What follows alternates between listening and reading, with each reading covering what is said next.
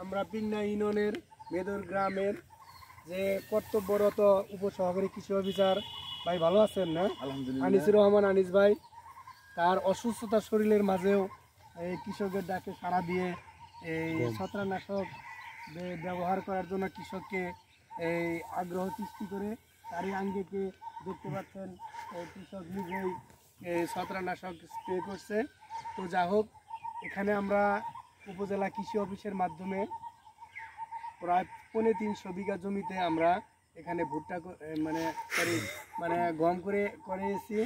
সেখানে আমাদের অন্যান্য বছরের চাইতে তুলনামূলক এবার ফলনটা অনেক বেশি হবে। তো এখন পর্যন্ত কোনো রোগের আক্রমণ নেই, তাই পূর্ব সতর্কতামূলক হিসাবে আমরা যেন ব্লাস্টের কোনো প্রাদুর্ভাব না দেখা দেয় কিংবা কোনো ছত্রাকের অ্যাটাক না করতে পারে, তার পরিপ্রেক্ষিতে আজকে আমরা ছত্রাকনাশক স্প্রে করাইতেছি। তো আশা করি আমাদের গমের ফলনটা বাম্পার ফলন হবে। তো আনিস ভাই, আপনি যদি কিছু কথা বলতেন। হ্যাঁ, আমাদের কৃষকরা আসলে এই বছর গমের উপরে তারা অনেক স্যাটিসফাই যে এবার বাম্পার ফলন আশা করতেছি।